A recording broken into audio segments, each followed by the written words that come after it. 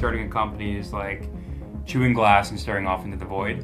I like to say is that I'm waking up from like the 52nd round every morning. He's like, this is the best skincare treatment ever in the world. Yeah. But if it's not done properly to the right levels and the right depths and the right oxygen, you're just not going to get the benefits. I learned a lot about myself through the process. I think I've aged probably tenfold than where I started this process. Your job is to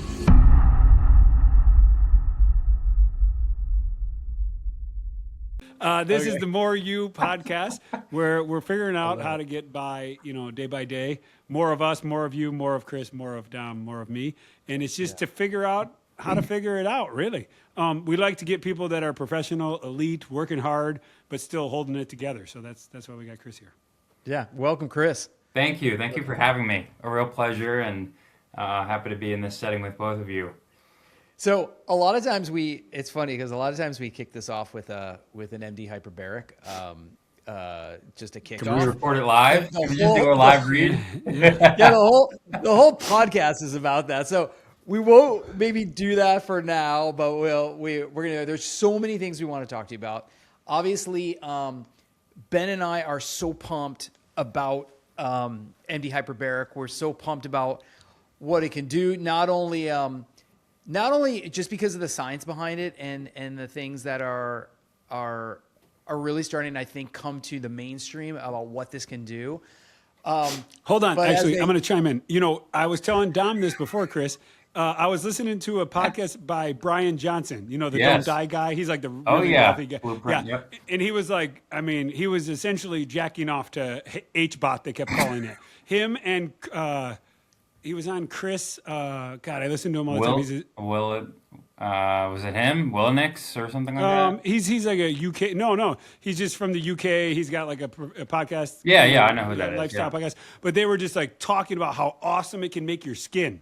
He's like, this is the best skincare treatment ever in the world. Yeah. So I just collagen production. Before I was pleasantly interrupted, I just want to say that that we're super pumped to have you here because. Ben and I have been talking about MD Hyperbaric now, like for several episodes, and to have you here and actually get deep on I think some of the science. I think because Ben and I probably don't know all of it, and we do really want to understand it. Yeah. But as they like to say, like we're also a member too, because we have a chamber. We're super pumped about it, and it's there. But I think. Ben, you can chime in here anywhere you want. Mm-hmm. What I do want to understand is how you got started with the business. I just like to take a second just to understand how you got started with this. Yeah. So before I was involved in MD Hyperbaric, I was working in the wellness and recovery space. I was working for a large wellness franchise called Restore Hyper Wellness. We were doing really at the time cutting edge stuff, which was now mainstream. It was IR saunas and red light therapy and cryotherapy before it was super popular. Yeah. And about 2.5 years ago, after we grew to 250 locations in the U.S., I got a call from an orthopedic surgeon named Dr. Martin O'Malley, who had this little business called MD Hyperbaric. And he wanted to meet and talk about what was working with it and how he could potentially expand it. And so I had a meeting with him. I had known about Hyperbaric. I had used Hyperbaric. To chime in there, Chris, he's orthopedics, right? He's an orthopedic surgeon, foot and ankle surgeon, with in New York City with HSS, a very prominent health institution, and he's got his own private practice as well. He works with a bunch of professional sports teams and a lot of major athletes as well. That's how he heard about Hyperbaric, was from his athletes who were like, "You have a hyperbaric chamber? I want to get in after my surgery. Like, I hear this is really good for." And so he started doing research on it. Anyways, he set up a clinic, kind of figured it out, did a ton of research, and was super successful with the clinic. Brought me in and was like, "Let's go do more of these. Let's go create more access." And so 2.5 years ago, that's what I signed up for, and we're at 13 locations today. We'll be close to 30 by the end of the year. So was it a big shift for you, like going like CEO startup mode, rolling? Was that a big shift for you? Yeah, Restore was a small company when I joined. It's scrappy, right? And it takes a certain mentality to want to dive into that because as people as prominent founders have said in the past, starting a company is like chewing glass and staring off into the void. And it's a lot of pain at times, but it's very rewarding when you get these little increments, these little doses of success. This was obviously as small as it can be. I was employee number one. And so, taking something from its infancy and trying to work it and fail a million times just to find the right path, I learned a lot about myself through the process. I think I've aged probably tenfold than where I started this process, but I fell in love with it throughout the way. What I've become capable of, surrounding myself with great people, and ultimately driving towards an impact. That's what I've fallen in love with. Yeah, and I think it's fair. People from an entrepreneurship standpoint, that are on the outside, it looks sexy as all hell. Yeah. Everyone's like, man, it's great. What I think a lot of people don't understand is that I like to say is that I'm waking up from like the 52nd round every morning and I'm going to go at it again. I'm just going to go at it again. And That's it right. is really, really tough. Are you married? You have children? Yes, I'm married with two little kiddos, 4 God. and 2. So it also, what a lot of people don't realize, it takes a special, partner to be on the road too, because it's tough. Like my wife is honestly an absolute saint. Like Yeah, the Vatican fine. should be calling because they should put her into like sainthood. Like I don't know how you feel, but I don't know if that's for your wife because it's a big step for your partner too, right? Yeah, it was a conversation, right? Like before I stepped into this role and knew what it was going to require of me and of our family. That was a conversation. It was, are we up for this as a family? Like from a career aspiration, obviously, selfishly, yeah, I'd love to, dive in and see what I'm capable of and what impact I can make with the team. But that's got to have alignment, And to me, that's the key to the healthy marriage is and that's not just a decision that's made at the beginning. That's a decision that's made almost every day.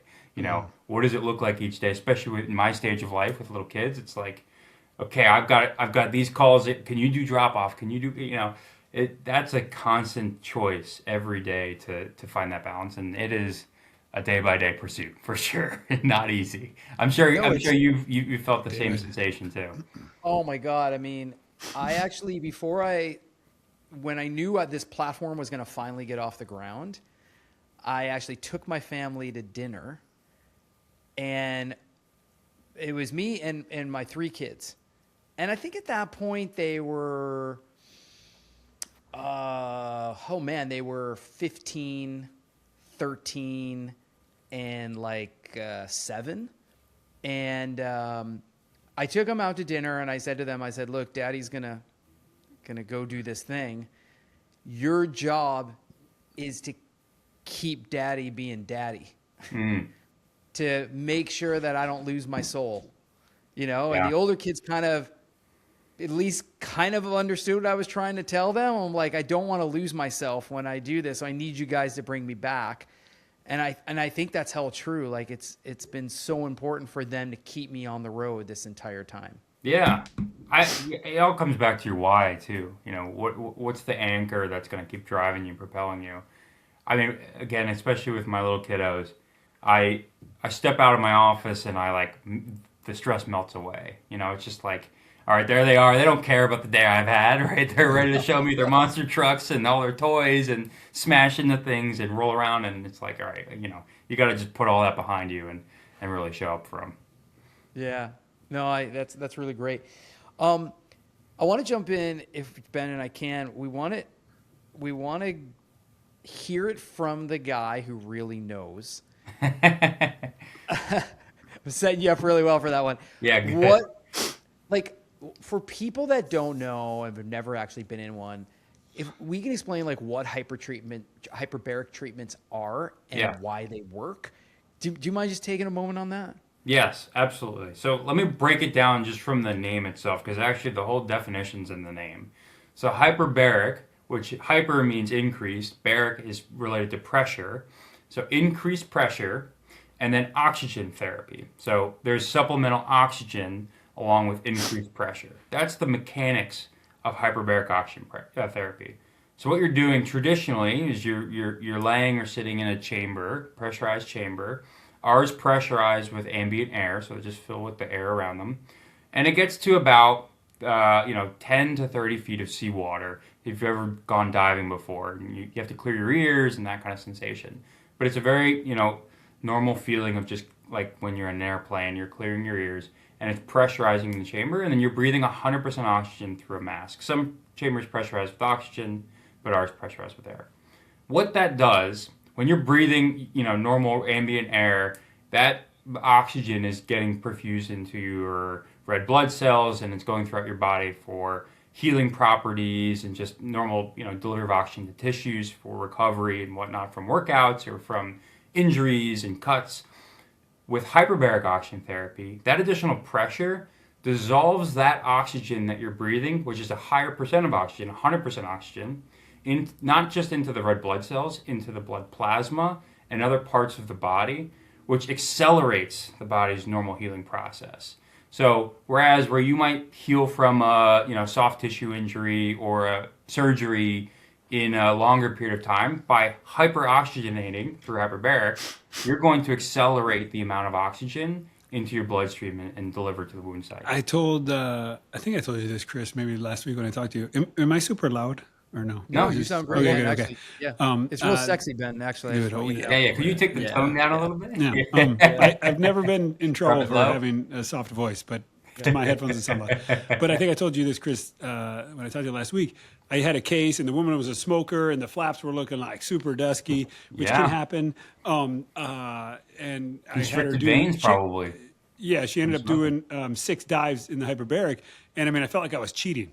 This should have been a mess. I should have had to deal with the wound I was like, oh, fuck. Like when I saw her, day 3, I was like, oh man, this is going to be a problem. I can manage it. There's things I can do, Yeah. But by day 9, 10, she was perfect. Like, a little redness still, so it just was amazing what it accomplished. And it totally saved both of us. There wasn't any technical problem on my part. She was on the nicotine replacement, so she did all she could do to quit smoking. It's just kind of part of the game for surgeries. But yeah, it was really amazing. And a lot of times that hypoxia or the low oxygen environments that can prevent wounds from healing can help be overcome by hyperbaric oxygen therapy because you're delivering extra oxygen to a hypoxic or low oxygen wound that's having trouble because wounds need oxygen, the tissues need oxygen to heal. And so delivering oxygen through hyperbaric is a great way to help accelerate or kickstart that process. Chris, we've been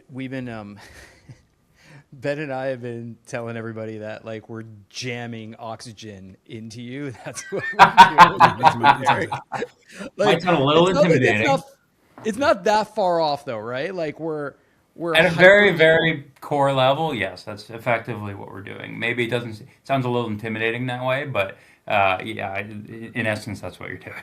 Yeah, because I want to just summarize what you said because I thought it was really good. Is what you're saying is that we're creating this environment where we're getting all this oxygen in. Mm-hmm.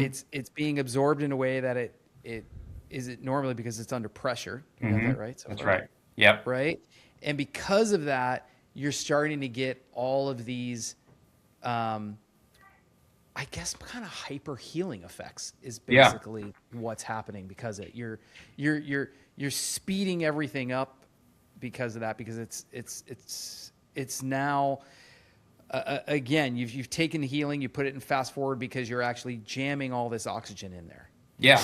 And that's just the kind of the core mechanism of how it works. There's a whole host of knock-on benefits from that, right? Like, not to get too technical, but you can get neovascularization, basically new blood vessel formation, which is, again, really good for healing, not only of just like tissue injuries, like wounds, but also brain injuries and really kind of reactivating parts of the brain.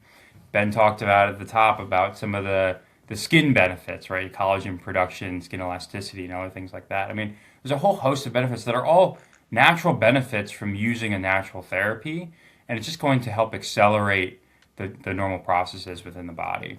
But yeah, that's effectively it. I mean, you're basically dumping more oxygen into the body, where, especially in a time of need like an injury, your body's going to really relish that extra oxygen. Got it. Okay. And then when we talk about the benefits, like what we've talked about now is healing. What are all the common benefits? Yeah. So I should say that hyperbaric is FDA approved for 14 indications. Hyperbaric's been around for literally hundreds of years. Its origins are traced back to the 1600s, if you can believe it. So this is not an overnight success story with hyperbaric. It's actually been around for a very long time. As you can imagine, pressure and oxygen have been around since mankind was developed. So, the FDA has approved it for 14 indications, non-healing wounds or diabetic foot ulcers, some pretty critical conditions, carbon monoxide poisoning, decompression sickness, or the bends was kind of the original as well. But in the last 50 years, there's been this proliferation of research in, the main mechanisms of hyperbaric to say, hey, this thing is actually really helpful in other areas of health, right? And recently, in the last 10 years, longevity has been the big thing. Telomere lengthening. That's what Brian Johnson was looking at when he did his protocol for hyperbaric. So today, what we see, we're primarily on the off-label side. So these are non-FDA approved conditions that we see. But there's four main patient categories for where we see our patients. The first is in the post-surgical side or pre-post-surgical side, orthopedic and plastic surgery. Then there's the kind of the neurological side, so concussions and post-stroke and other, as I mentioned before, the benefits to the brain. Then there's the wellness and longevity, which is, we'll talk about it, but a very emerging, very popular space as longevity in general has gained a lot of traction. And then finally, there's chronic conditions. These are long COVID, chronic Lyme, ulcerative colitis, other more internal chronic conditions. Those are the four main categories of patients that we see, seeking us out for hyperbaric, and there's a variety of research across those different condition sets.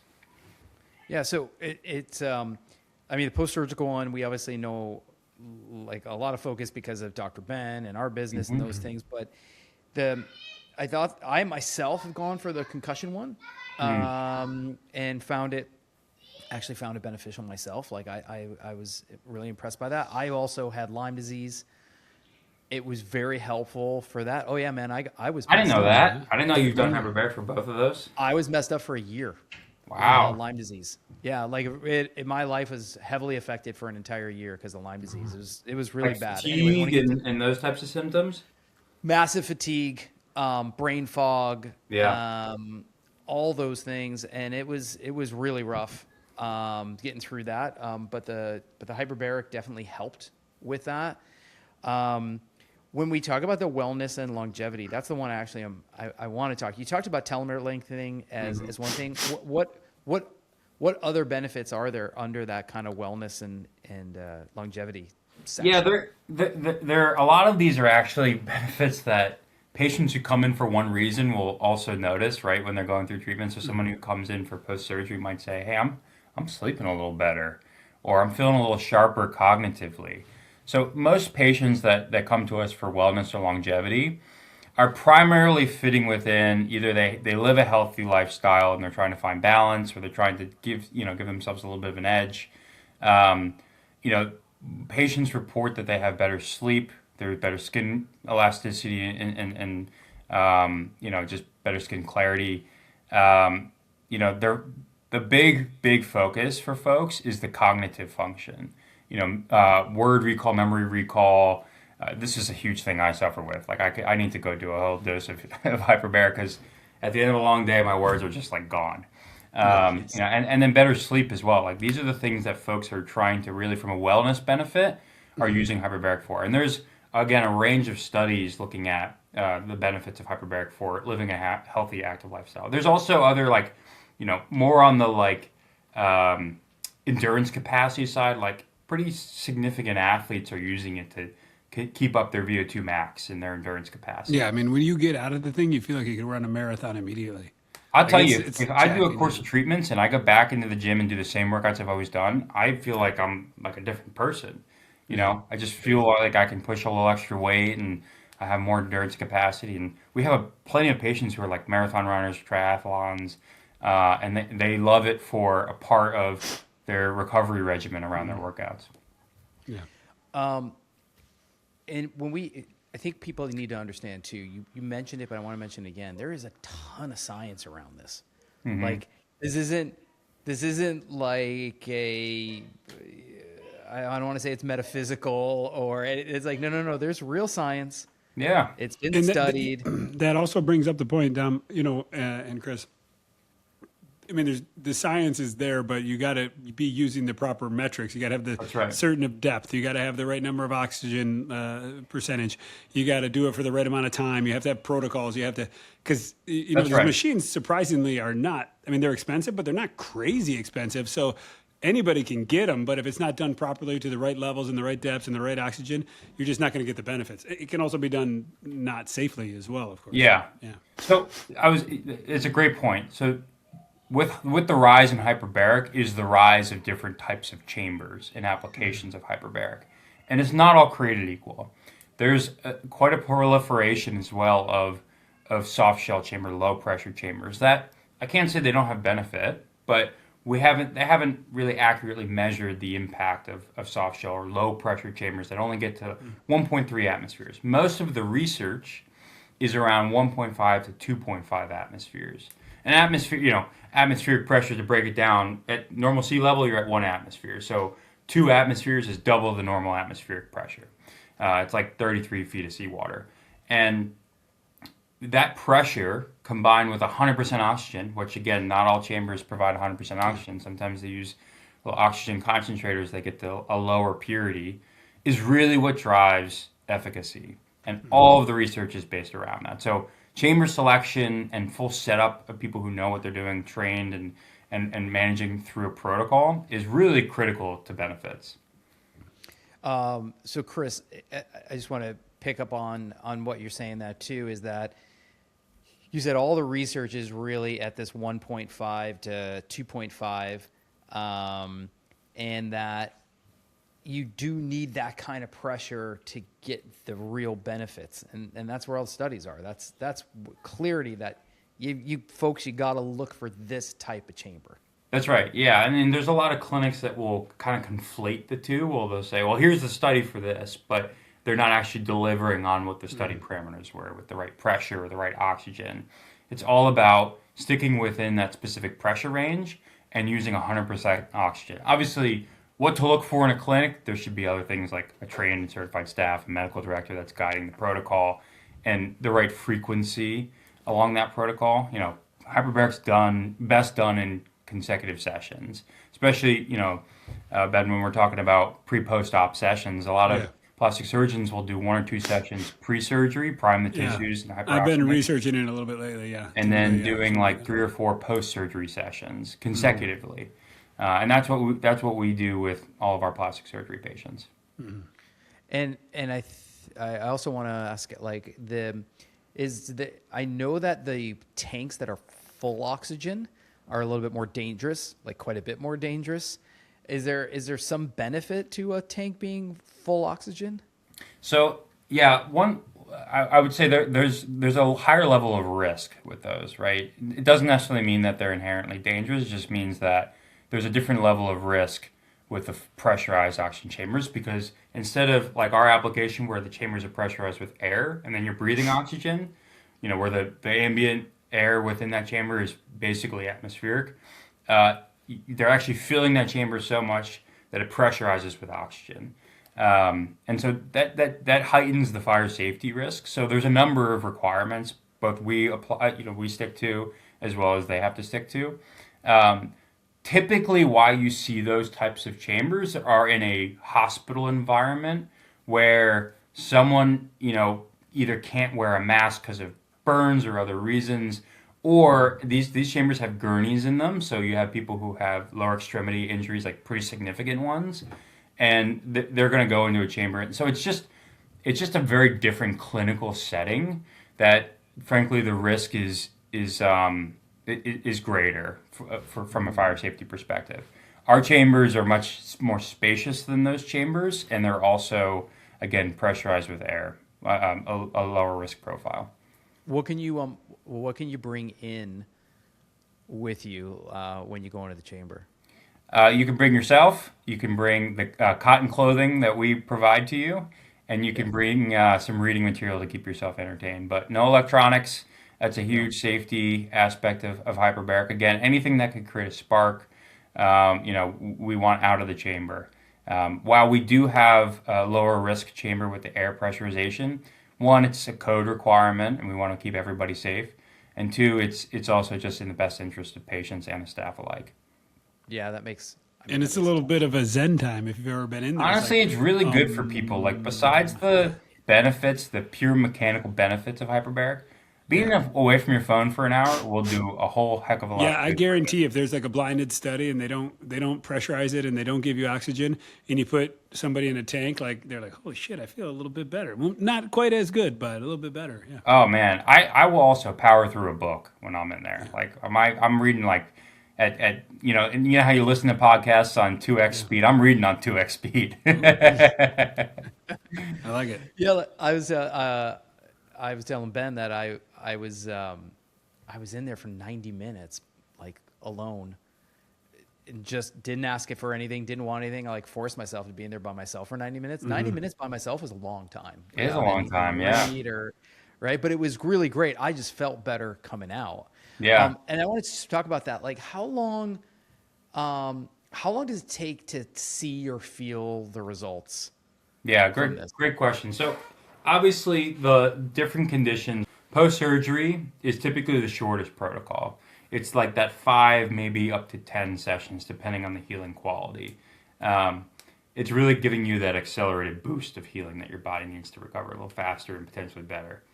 But some of the more chronic conditions or the more like acute or chronic like injuries like neurological injuries like concussion can be longer stints, right? You're still going to see progressive results. Like a lot of our concussion patients tend to see progressive results even after 15 to 20 sessions. But their protocols can be as long as 40 sessions.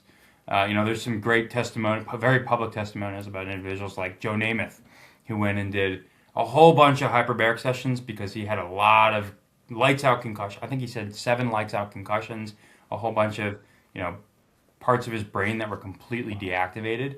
They did brain scans on him throughout his protocol, and he reactivated portions of his brain. But that was a pretty long protocol. He did about 120 sessions, which is a lot. That's more than what most people need. Now, most people aren't getting 7 lights out concussions, but I think that just kind of gives you the scope and scale of, it can be as little as 5 to 10 sessions depending on the condition. It can be, on average closer to 40 sessions for folks with brain injuries and chronic conditions. And I don't know if I'm sure you'd have this at some of them, but for the longevity stuff, I think it's going to be more of like subscription style, kind of sauna type stuff, like once a week, twice a week, 3 times a week. Yeah, that's right. We have, something like that. We have a program, a wellness program for folks who are looking to keep hyperbaric as part of a healthy lifestyle. And again, push that edge in the gym or get better quality sleep or cognitive function. They typically come once or twice a week. Yeah, makes sense. First of all, I'm trying to get over the Joe Namath thing. I think it's just incredible. I mean, the fact that was a very damaged brain. That you're saying like there were sections that were completely deactivated and they got. There's an incredible video he did on YouTube. You should look it up. I think he did it with like ESPN or something. It's pretty incredible. And then I think he went on Rogan as well and talked about it. It's pretty impressive what's happened. Wow. I'm just thinking, Chris, is there been any studies around dementia? There are a few. I will say that the research is a little lighter in some of those neurodegenerative areas. We do see patients for it. With every patient, we talk through the risks, benefits of it, and the potential for outcomes. We do see a number of patients, frankly, some unbelievable testimonials of people who would have trouble walking, and then after doing some sessions, a good course of hyperbaric have regained some of that motor skill function. And, it's pretty unbelievable. Now, I can't necessarily endorse it broadly because the research still has to catch up. But from what we've seen in some of our patients, it's a pretty profound impact for folks. Wow. Man, this is exciting. You know, it seems like hyperbaric has been around for a while, but it seems like it's now about to have its moment. Yeah. Is what it I feels mean, like. I believe Am I it. right about that, I or is that just certainly 'cause see I'm it, becoming you aware know? of it? Like every day I have conversations Chris is happy to hear with that. patients, with our team, with prospective folks who want to open a hyperbaric clinic with MD Hyperbaric. And this the stories just kind of confirm most of the people we talk to now who want to open a business or who are undergoing treatment have heard from a family member, a relative, who have gone through hyperbaric, Dom, even like yourself, and it's like, hey, this thing made a huge impact on me, and it was because this person told me about it, and so there's just this network effect. How What's many that? employees are you, Chris? How many Um, employees is your is I the don't know company? across all of our locations. We're probably, I don't know, we're Yeah. 50 to 100, but Okay. Yeah. we have every day I talk to prospective business owners, and it's pretty unbelievable to see Yeah. just the connected web. Now, the big thing I think, Dom, suppressing the real takeoff of hyperbaric is is access to medical grade, right? As consumers are becoming more aware of hyperbaric, and there's great ambassadors of this like Brian Johnson and other prominent figures who are shining a positive light on it. They're also, credit to them, saying here's what you should be looking for and here's what you should be doing with hyperbaric. And there's not enough places like that exist yet who are providing medical grade hyperbaric in a safe and effective way.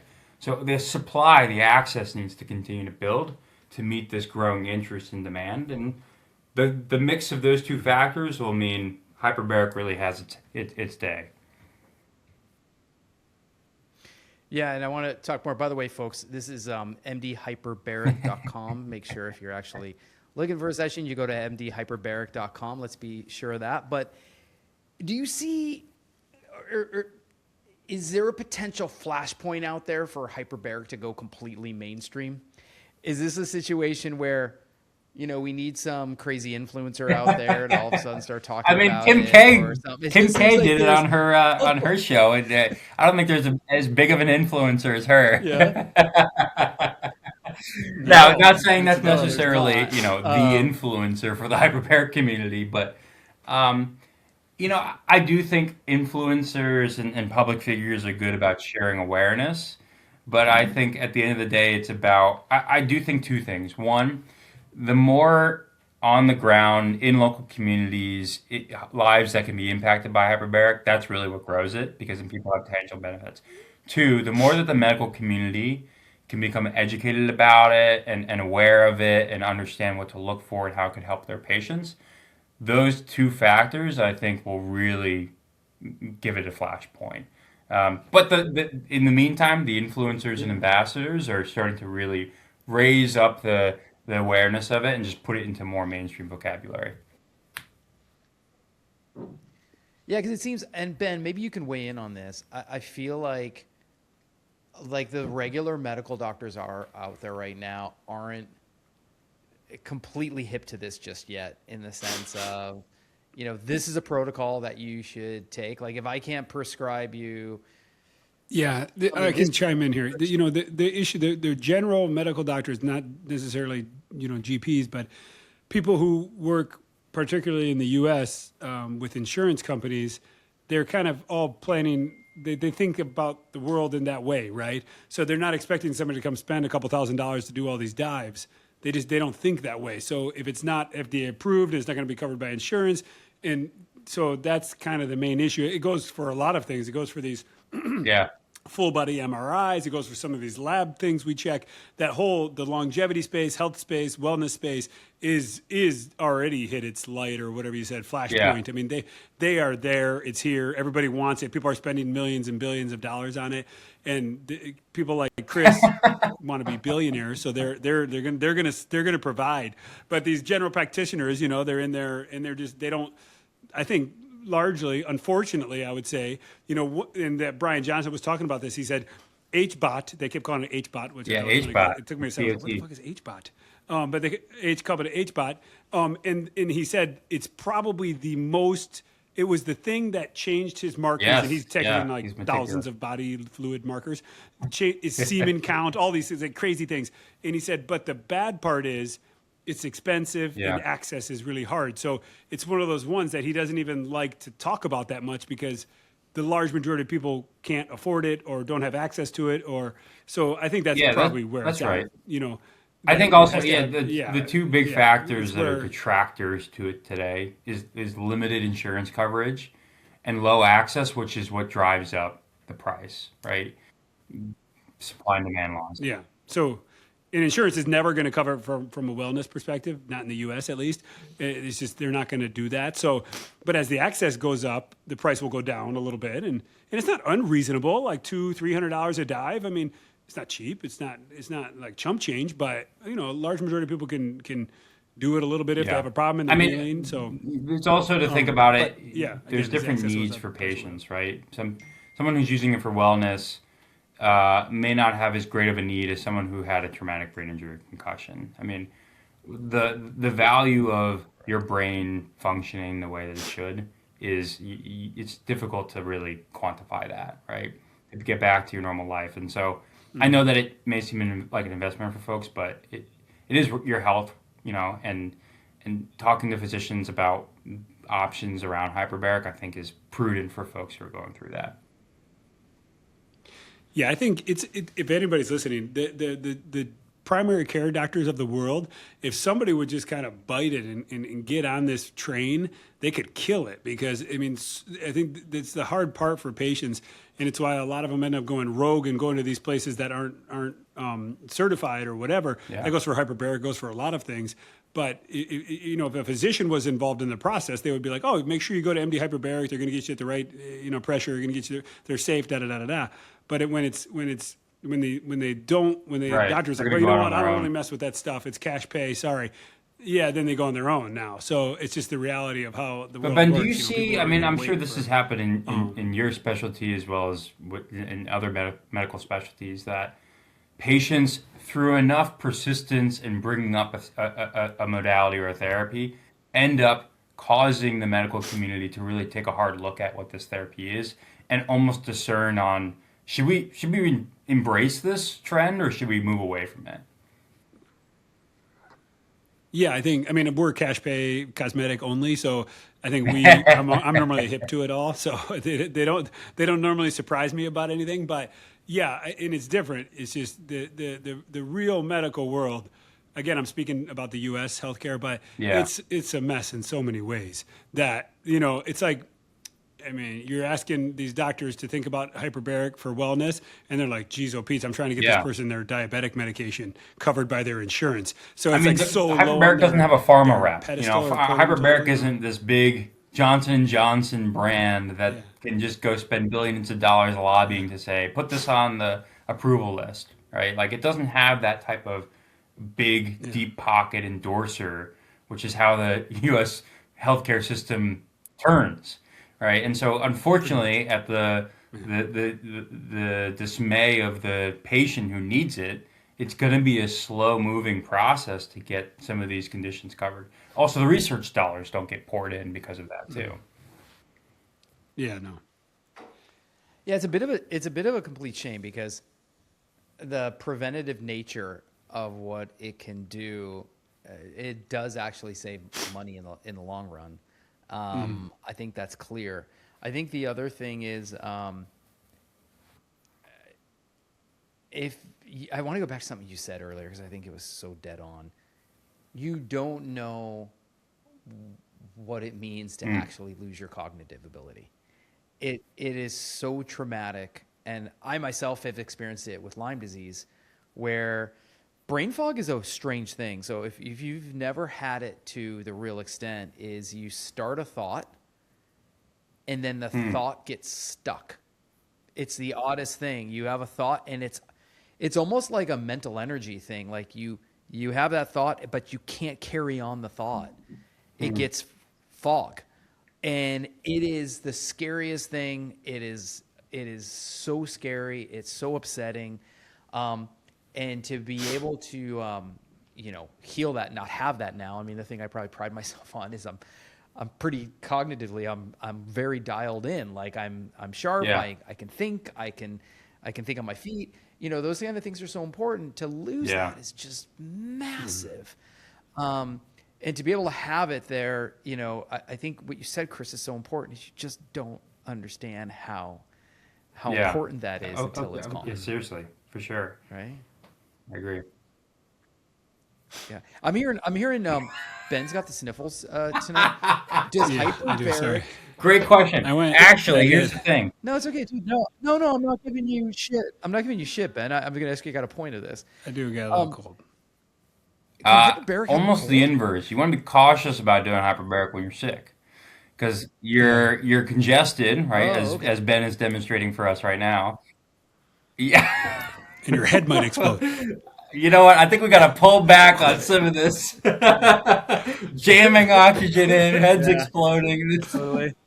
Yeah, no, people like the extreme, Chris. That's how you do it. Trust me. I know what I'm That's talking about. that's the medical term, exploding heads. Yeah.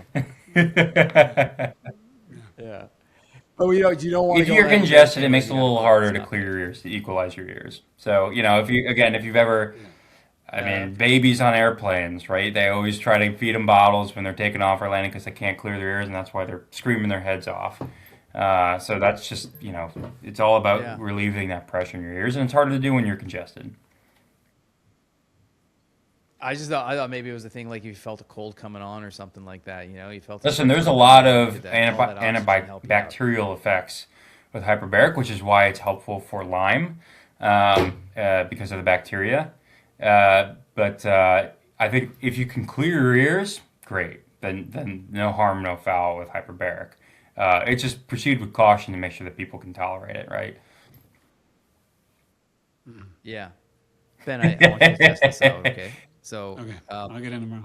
maybe not this Get one. in This one's tomorrow. too far gone, brother. But like, if you that's feel right. something kind of coming on, maybe if you go lay down in that hyperbaric for like an hour, like, and see if that could do a turnaround. No, I'm serious. Yeah, a I want to little know. shot I in want the to know if arm. that'll turn things around. Yeah, a little shot there. We talked about your family a little bit, and I just want to talk about your just work-life balance again, just to put a bow on it here. What do you do? It sounds like you're exercising. How are Yeah, you doing I to am take a care of very yourself? regimented person. I always like to joke that if someone were ever to stalk me and try to take me out, they would know where I am at each minute of the day. I'm a very, very regimented. But that, discipline breeds freedom for me. And so, first thing in the morning, waking up, working out, doing CrossFit, and then getting home and seeing my kiddos and starting the day off right. And my wife's a nurse. She works in a surgical center. And so, we have to find balance in having two little kiddos and both of us working. But I think at the end of the day, just finding those common meeting points as a family. Always eat dinner together. That's a non-negotiable. We sit down at the dinner table, no devices, make eye contact, talk about our days. It's the things that can slowly melt away the built-up stress of the day. Big time, yeah. That's good, And man. by the way, I'm so happy I'm hearing you do that with your young family. It is something that I have done. Yeah, thanks me to my too, wife. man. I think we're Our good family, husbands are a product of good always- wives. I do it as well, but only because of my wife. Yeah. Yeah. let's not take credit for it. Let's just say we show up to it. Let's be honest. Like, it's all Yes, them. I Credit, didn't all make the credit to dinner. them. You're not meeting the dinner. They're the glue. Yeah, we're freaking Yeah, pedestrian yeah. bystanders here. So no, but just what, we've eaten dinner as a family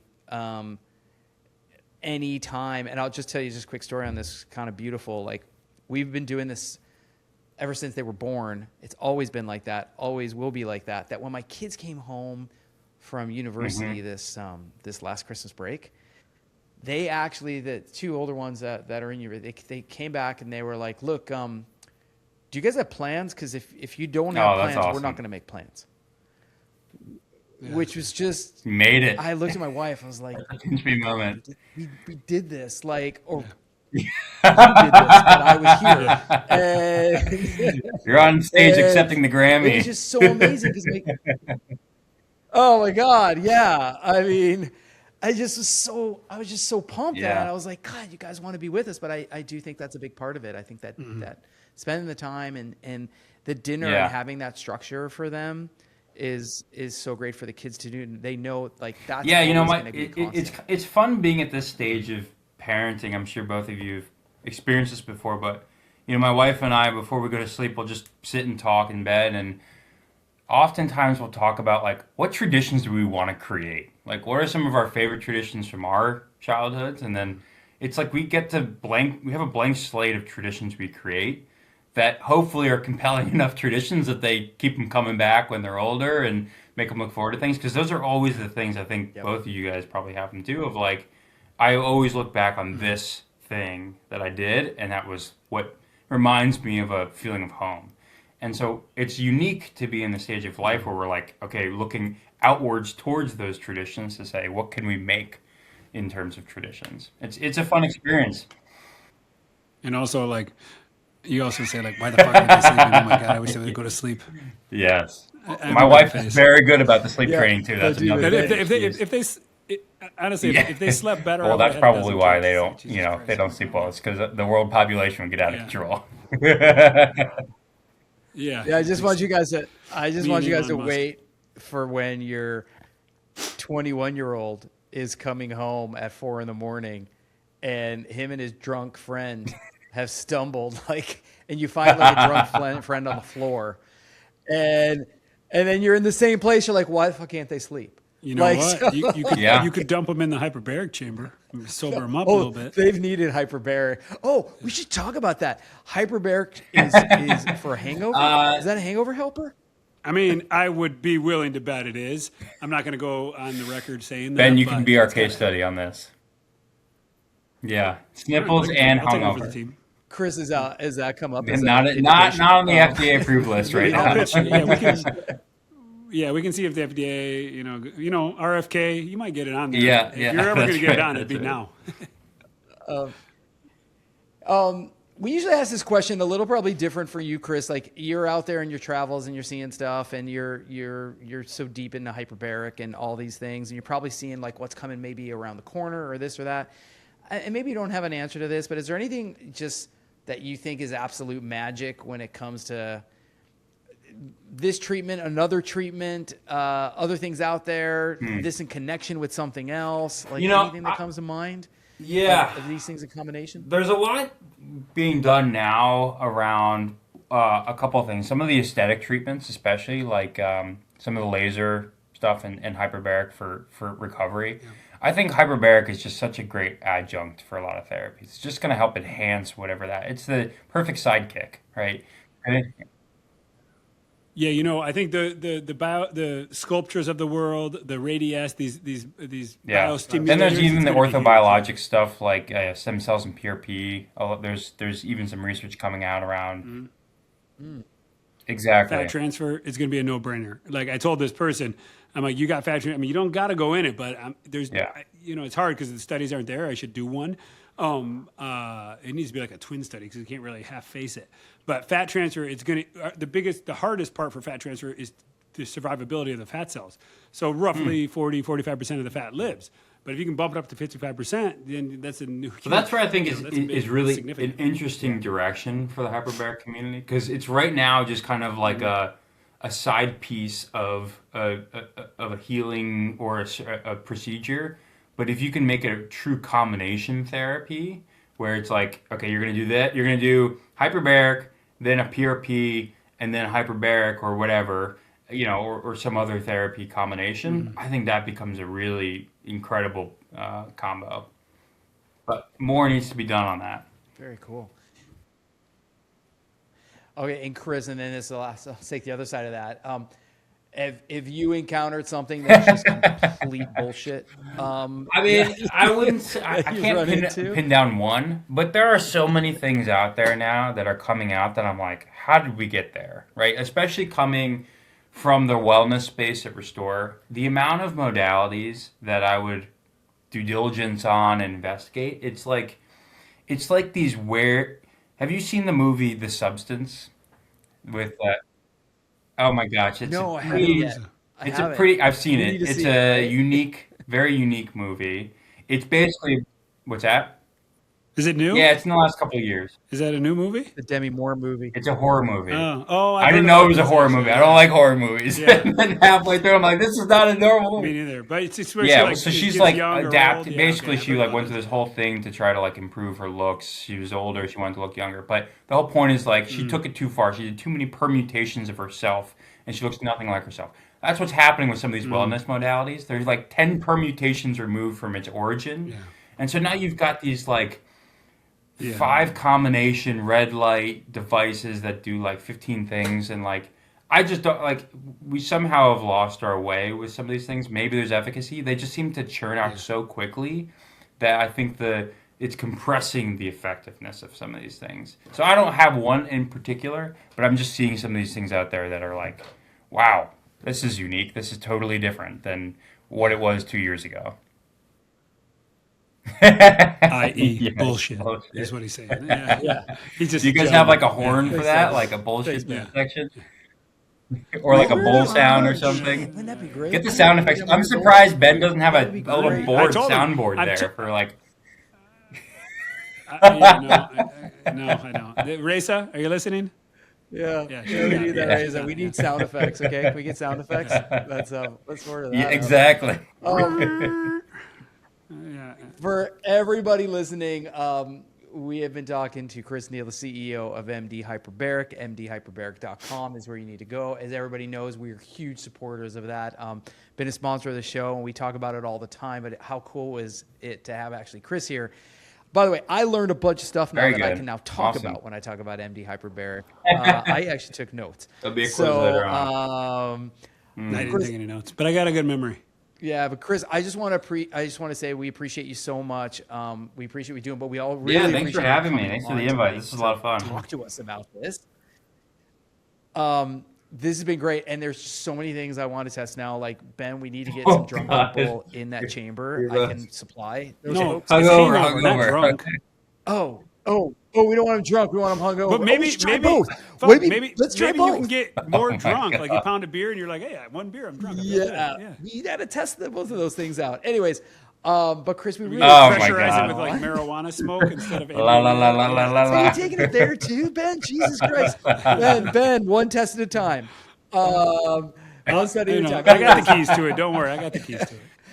Chris, this was so awesome. We wanted to just Thank you so much for having me. for coming on and enlightening us on hyperbaric chambers and what you do. MDHyperbaric.com, www.mdhyperbaric.com. Quit waiting. Go make it happen. Thanks, guys. Thanks.